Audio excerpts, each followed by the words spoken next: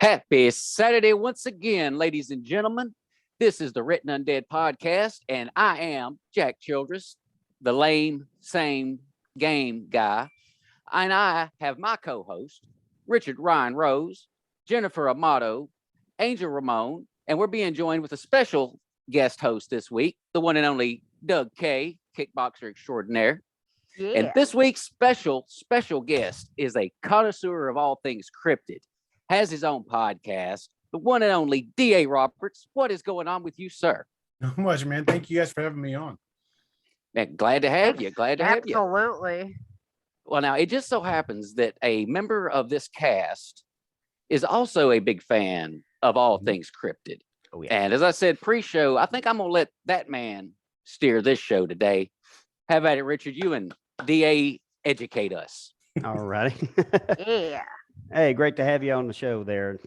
And so you and I seem to have a little bit in common there. We're both prior law enforcement and connoisseurs of cryptozoology. Mm-hmm. And so we'll start with that. You know, what got you into to cryptids? I started like really digging into cryptids and trying to find out everything I could back about, I want to say about 1976. The first time I saw the In Search ofs and the old Leonard Nimoy In Search ofs and saw the Patterson Gimlin film. And of course, as a kid, I grew up on a farm out north of Lebanon, Missouri, which is not exactly the cultural bright spot of the universe, if you know what I mean. It's kind of a small town, and it's bigger now, but it was pretty small back in the mid 70s. But I grew up in that area and really had nothing to do other than run around on the farm and read books, because back then you got, on a good day, you got 2 TV channels and it was just a black and white TV. So didn't watch much TV. So I either was reading or running around outside. And after hearing about Bigfoot, of course, every time I had a chance to be out in the woods, every squirrel was a Bigfoot, And so I would ask all my cousins and my aunts and uncles if they'd ever seen one. And everybody always thought I was just crazy, being a goofy kid, until one day I had a chance to talk to my Uncle Buddy, who was actually married to my mother's sister, and he was full-blood Cherokee. And he waited till no one was around, picked me up, put me in his lap, and he said, my first name is actually Doug as well, but I go by DA. He said, "Douglas, I'm going to tell you something, but I don't want you to freak out." I said, "What's that?" He goes, "They're real. And they're on this land. I've seen them." And he had about 160 acres, right up about 5,000 acres of conservation land. Wow. And he was not the kind of guy that would spin yarns. He was a very serious dude. And when he told me that, it was just like instantly gelled. And from then on, I was just dug into everything cryptid I could find. How could you not be? Yeah. So I see you have Sasquatches, you have Ringaroos. Mm-hmm. And Dogman and Wendigos. Yes. Mothman, Jersey Haven't Devil. done a Mothman yet. Okay.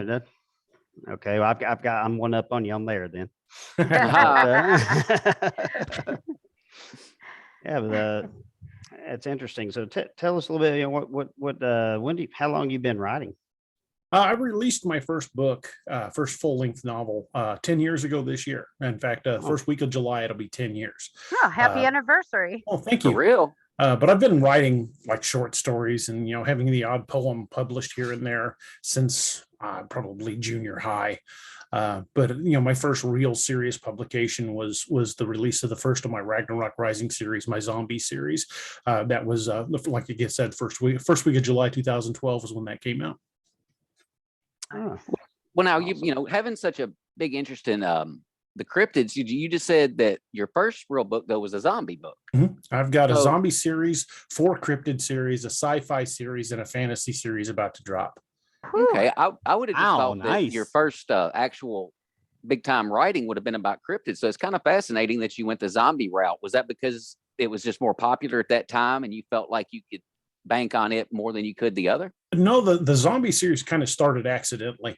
One night, a bunch of us, I was still a deputy at the time. And you know how, Richard can tell you how cops will get together and talk over coffee. And one night, there was 4 of us sitting having coffee, just kind of catching up on, on paperwork and bullshitting with each other. And one of my buddies, Chris, he looks over at me and he goes, "What would we do if zombies hit Springfield?" And we're just kind of laughed at him. And he goes, no, seriously, what will we do if zombies hit Springfield?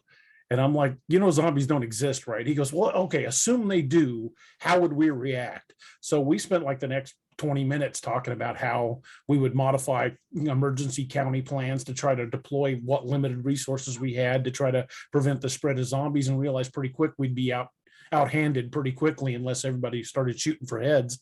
And the next morning when I got off shift, I was heading home, and I was driving down the street. I was looking at cars going, could we modify that? And I was looking at buildings going, are those defensible? And it really got me to thinking. And I got home, it was a graveyard shift. I got home and I couldn't sleep. So I put on a pot of coffee and got out a notebook and created basically the background characters and the essential plot of what would become the first Ragnarok novel. Wow. Damn, that's cool. It always fascinates me with you guys where the inspiration comes from. And sometimes it just comes out of the blue. And that's a trip. There's a few of my idiot friends, basically. Yeah.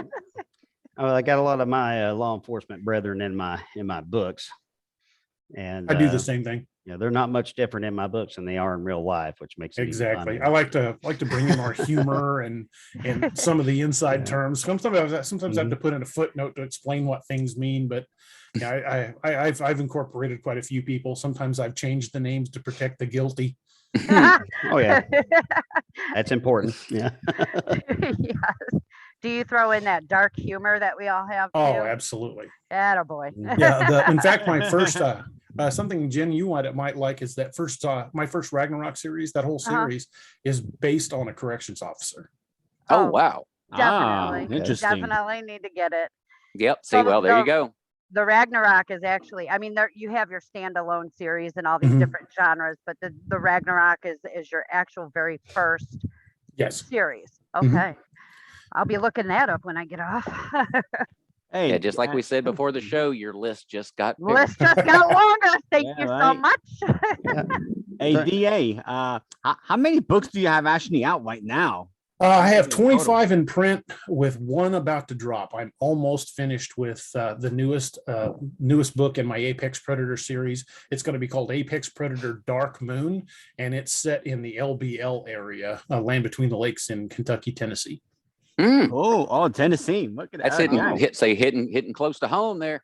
Yeah. Yep. Yeah. So Jack and I, we're both from Tennessee. I live in Texas, but I'm moving back to Tennessee. But that's where the setting of my books is up there in the Smoky Mountains. So definitely want to give that one a look over. But so tell us a little bit about the Lakeview Man series. What's it all about? Lakeview Man series started out with just kind of postulating the idea of what would a small department do if they started having actual straight up Bigfoot attacks.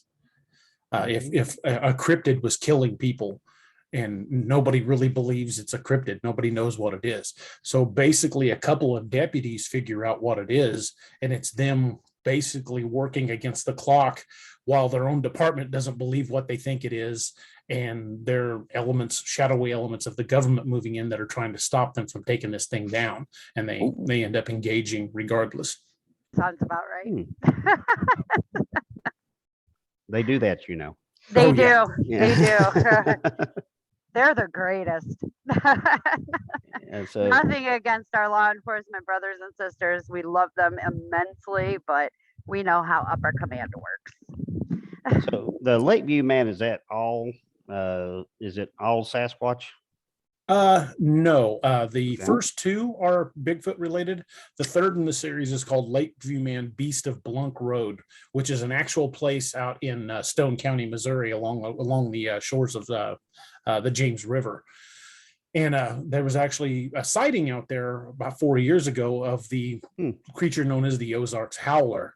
It's kind of centralized to the Ozarks region. It's basically a hellhound with horns. And it's been seen in this area for a couple hundred years. Most recent sightings have been within the last 5 years. Wow. Wow. Never heard of that one. Well, it's An actually interesting been on. creature. Allegedly, Daniel Boone shot and killed one up near Cuba, Missouri. It's actually been on Expedition X. Yeah, just this season they had an episode on the Ozark Howler, and I saw one another show that was dealt with the Ozark Howler. It's the first I've ever heard of it, but that's pretty interesting. You also have like the code name Wild Hunt. Mhm. And it looks Code- like you're bouncing from one cryptid to another, if I'm not Correct. mistaken. Yeah. Codename Wild Hunt was built on the premise of well, I know if you've delved into cryptids as much as I have, you've run into some of the Probably. accounts where people would say, or there was a particularly famous one out of, I believe it was North Carolina, where people were getting picked off on hiking trails by a clan of Bigfoot, and a team of military special forces came in and took them out. Well, several of those stories have cropped up over the years. So what I did is I created a special forces team called the Wild Hunt that hunts and deals with dangerous cryptids. And when I released the first book, a buddy of mine who's still in the special forces community, I won't say which branch, he called me and he said, "Hey brother, I wish you to talk to me before you release this." I'm like, "What do you mean?" He's like, Oh, crap. you hit a few things too close to the head. You've made a few people nervous." I'm like, "What?" Oh, He's like, "Yeah, I don't crap. know where you're getting your intel." I said, "Well, basically I took publicly known information and I took it to the next step." He goes, "Oh, you pulled a Tom Clancy?" I said, "Yeah, basically." He goes, "Well, you've made a few people nervous, so don't be surprised if you don't get a phone call or two." Wow. Wow. Yeah. Oh. God, Holy that's I cannoli. think I might take that as kind of a compliment in a way. I took it as a challenge. I'm like, "Oh yeah, well, let's see what Yeah. else I can do." Yeah, But right. bring it. See how many phone Yeah. calls I can get. So Yeah, for the record, let's I do don't it. plan to disappear anytime soon. And I drop off coffee at the bush in the front yard when it changes shifts. Yeah, I'm still in the military. I'm surprised I haven't been called in the commander's office yet. Yeah, don't jinx it. Yeah, no kidding. I didn't retired a start few- start really releasing the cryptid stuff until I'd retired from law enforcement, because I didn't want to get that called into question on a witness stand. Yeah. Right. Yeah, good Definitely get call. you into a spot. Now, how many festivals do you get to go to a year? We used to do a lot more, and then the big C hit, and we kind of backed off. But I'm going to be one of the featured guests at a Dogman conference on August 13th in Paris, Tennessee. And my wife is already my wife is my manager. Basically, she's already started looking at new bookings. So now that things are kind of returning to normal, we're going to start doing a lot more shows. So look for announcements on Facebook of me showing up all over the place, because we don't mind driving. Fantastic. Hell, I may Look have to see if I into- can manage to make it out that way, because I'm in Gallatin, Tennessee. I just have to see what the mileage is on that ride. Look Is that- into Las Vegas. They have some kind of Days of the Dead convention in February. Definitely look at. I'll make sure she knows about that one. She's got a spreadsheet that's like 20 pages long of conventions. Wow. Yeah, where you'll never ever be able to understand anything that she has written down, because we are It's her system. master planners. Yep. It's her system. I just let her be. She's like, "How do you feel about going to this place on this date?" I'm like, "Okay, Tell me, just Yeah, tell me just where do to it. be. you book it, I'll go." Exactly. Just tell me where to Uh, be. I'm just the writer. You book all that crap. Hell I I yeah. tell Do you. all that, right? Yeah, Yeah, that's that- my husband. He's like, just tell me where to be at what time. We'll be there. Yeah, I can't. Yeah. I I highly think I'll be the recommend. same way. I highly recommend you check out the Bigfoot Festival in Townsend, Tennessee. Yes. Yeah, they'll have that. I think it's May 6th of next year.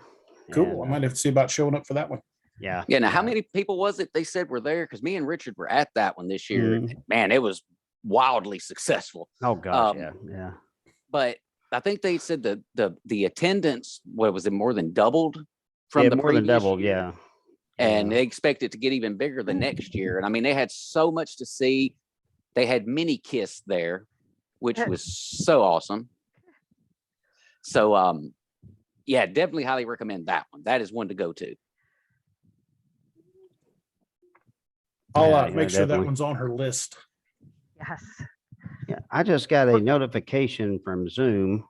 I saw that. Yeah, and I'm not sure what to do about that. So Me it's going to end in neither. 10 minutes. Yeah, the free session. I don't, it's, let me text Brandy. Yeah, we're getting to share a Zoom account and something's up. Yeah.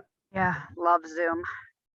We'll give them some We- time. We got 10 minutes, and hopefully we can prevent this thing from getting shut down. Our podcast, my podcast through StreamYard works really well. Yeah, so does the padded room. We use StreamYard. It's really nice. Really like it. Oh, you got to love technology. Yeah. Yeah. So now, was Ragnarok your only zombie? The rest of it's all cryptid books I've that got you wrote, TA? I've got the one zombie series, which is a Mhm. 10-book series. I've got 4 cryptid series currently running. I've got a science fiction series, and I've got 1 fantasy series that I'm almost ready to launch the first book on. How hard was that to write? Sci-fi or fantasy? The kind of, I guess, the sci-fi and the fantasy, because I mean, I know a lot of people put those hand in hand, you know, Yeah. but some of it's not. You know, the sci-fi one I would presume would be a lot more difficult because you need a lot more sciencey stuff. Mhm. But I don't know about the fantasy, so I guess give me both. Well, I'm an avid reader of pretty much any subject I can get my hands on, except romance novels. I read pretty much everything. I cut my teeth on Isaac Asimov, Robert Heinlein. I mean, I read some of the old hardcore sci-fi before it changed for more modern times. Back when those guys were pioneering science fiction, and I still read a lot of those guys even today. And I always wanted to be known as a writer, not a zombie writer or a cryptid writer. I just wanted to be known as a Just writer. a writer. So I want to branch out and write as many things as I can. But in my heart of hearts, I'm a horror writer, and I will probably always stick somewhere close to the horror genre. Even my sci-fi has horror elements to it. Okay. I really like that. Wicked. Hell yeah. Well, now, Doug, just get you in on this thing. What are like some of the Scottish cryptids that you guys might have over there? You know, we know Nessie's swimming around all those bodies of water and whatnot, but what else? Oh, we got no sound.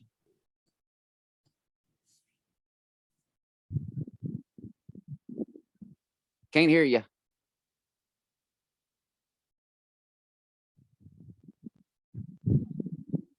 Mm-mm. Nope. Didn't work. Nothing. Gotta love live.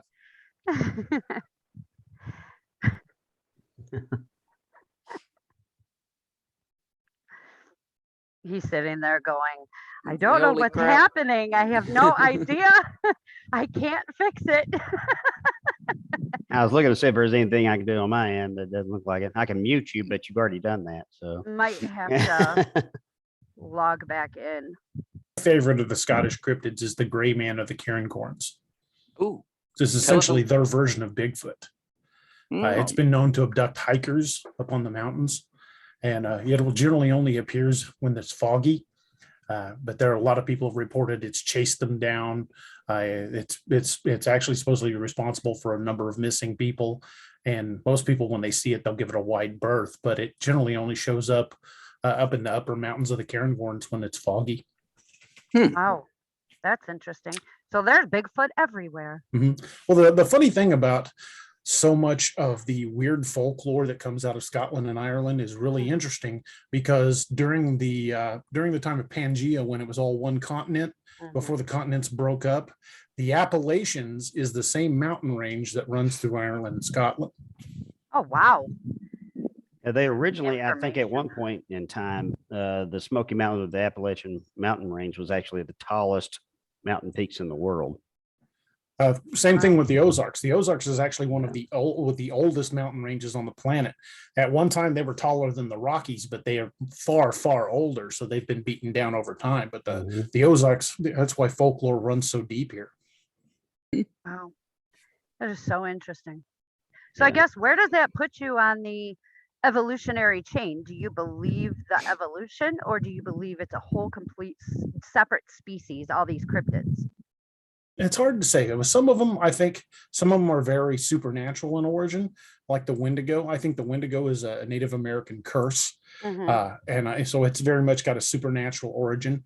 But I think Bigfoot and creatures very similar to it, like the Gugway, or even maybe Dogman, may be responsible for what a condition known as uncanny valley. Humans all across the planet have been psychologically tested for a study from every corner of the world, every walk of life, every ethnicity has been Easy for you to tested. say. Yeah, no, it isn't. But they did psychological testing, and they have a theory. It's called the uncanny valley. Uncanny valley basically states that humans, no matter where they evolved, no matter where they're from, all seem to have the same deep-seated fear of things that look almost like us in the darkness. Kind of like how when you turn the lights off and that pile of laundry in a chair looks almost human shape, and you freak out and you turn the light back on. Every human across the planet has almost a genetic level code fear of something that looks like us, that hunted us in the dark. So I think these creatures like Bigfoot, Dogman, the Gugway, I think all these humanoid looking creatures at one time hunted us. Wow.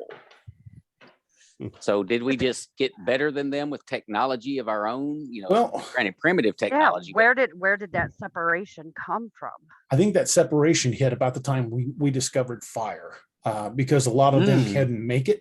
And that's about the time of discovery of fire is when cavemen tribes started to band together and using tools to take down large prey like mastodons, mammoths. And at the point that they can take something like that down, they can band together and take down a cryptid. So I think that is the point where we stopped being easy prey. And you look at the missing 411 cases today, I think we're still being taken by these creatures, just not in the numbers that we used to be. I thought that was more aliens than cryptids. Well, if you look at some of it, like for example, the cases where people have gone missing and tracking dogs refuse to track. I've worked with tracking dogs. Those dogs live for the track. For a dog to absolutely refuse to follow a scent, that's a big predator. It's something they're not used to dealing with. And I know dogs that have been trained to hunt bears, lions, and all that. They have to be conditioned to hunt that specific animal. Otherwise, their own fear will keep it away. So I think these dogs are encountering a predator they've never faced before, and they won't track it. Good point. Very point. Good point. Very good. Yeah. Very good point. It's always interesting, excuse me, to see how something that simple, just a tracking dog, that is their job. As you said, they're conditioned, and just the fear that they get when it's something that they're unaware of or unsure of, just their fear, period. Whenever an animal reacts with fear, that's how you're like, it might be something I want to stay away from. Yeah, you're in a bad situation. Yeah. Well, even the unknown. Well, even in the Smokies, there's been several missing person cases where they're there 1 minute and gone the next, and they have no idea, no signs of how they disappeared, no signs of a struggle, no blood, nothing. It's just, is either, if a bear had done it, there'd be all kinds of, evidence left behind, but they just disappear. It has to be either a person or something very intelligent that can snatch somebody up and be gone quick, fast, in a hurry. Well, I'm telling you, if there's if there's a place on this planet that can hide Bigfoot or creatures like it, it's the mountains and valleys of eastern Kentucky. Well, there's so many places that we still haven't explored. Just when I drove from Ohio out here to Arizona when we moved, there was massive amounts of land that nothing is there. People are not there, whether it's too hot or what have you. There's possibility. I mean, we drove by, I think it's I can't remember I think it might be Saguaro National Forest or the Dutchman, where the Dutchman supposedly put up his treasure out here in Arizona, but there's people that have died searching for it, and it's like, you don't know if it's the elements or they